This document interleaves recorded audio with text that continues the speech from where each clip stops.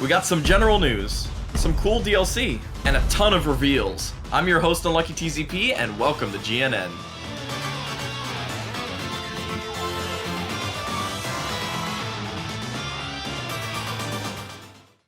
Hey guys, so kicking it off, we're talking about some general news, and this week we actually have a lot of it. Right out of the gate, we're going to talk about the Oculus Facebook thing. Now, it looks like in October, you're going to have to convert over to a Facebook account instead of an Oculus account. Now, if you decide not to merge right away, Facebook's giving you a 2-year grace period before you lose full functionality. And it's definitely a weird move for Oculus, but I guess weird moves are kind of a staple of the Zuck at this point. Next up, the Switch is actually coming to Brazil. Now, a lot of us might think, wait, the Switch hasn't been in Brazil? And it hasn't. It's actually a huge deal for Nintendo and fans alike because Nintendo stopped all direct sales to Brazil back in 2015 due to high tariffs on imported products. Fun fact, Brazil is actually the 4th largest gaming market in the whole world, so bringing the Switch there opens up a significant market to Nintendo. On top of that, fans of Nintendo in Brazil can finally play the Switch without having to import it themselves, which I think is super rad. Moving on to Sega news, they stated that going forward, they intend to aggressively promote the porting of previously launched titles to Steam and other new platforms. Now, all of this comes after an investor Q&A where they highlighted that Persona 4 Golden sold a significantly higher amount on Steam than they expected. Which, I mean, it's just obvious to us, right? Like, that just makes so much sense. You port your games to other platforms, they're gonna sell like hotcakes. But Atlas, what are you doing to me, man? I don't understand. I need to stop thinking about this. It looks like 2 huge games could be headed to the Switch very soon. Darth Bellic on Twitter revealed that UI files for Switch controllers can be found in the demo of Tony Hawk's Pro Skater 1 and 2. Now, I mean, this is really convincing. I don't know why they'd be there if they weren't planning on it, but it doesn't mean anything quite yet. But Activision did end up announcing Crash Insane Trilogy for the Switch a few months later after the original version came out, so they're probably going to do that with this game too.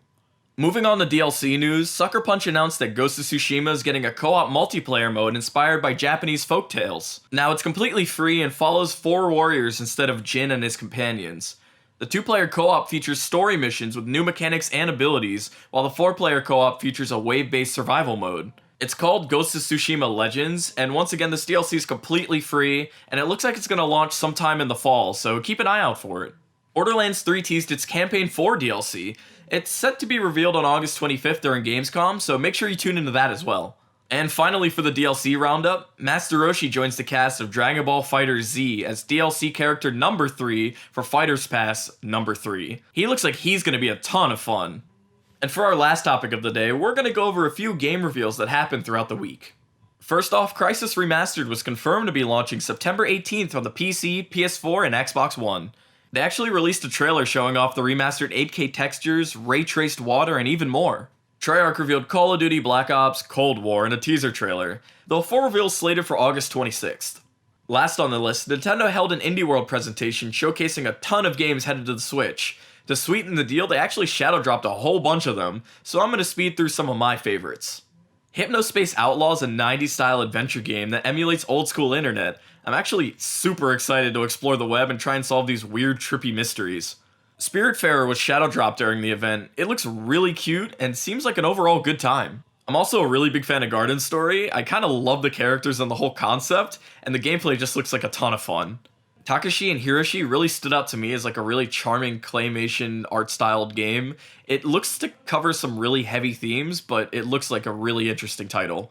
Speaking of really interesting titles, A Short Hike looks like a really good game to just like chill with, like just vibe out to. You know, you could climb some mountains, you could fly around the world with this bird. It looks like a ton of fun. There were a few others, but the Indie World ended with Untitled Goose Game getting a free multiplayer update, which I think is really rad. I mean, that game is really good as a solo experience, but having a friend to annoy everybody with just sounds great. And to end the show, as always, we have the big games that released this week. New Super Lucky's Tale, Samurai Jack, Battle Through Time, Battletoads, PGA Tour 2K21, Microsoft Flight Simulator.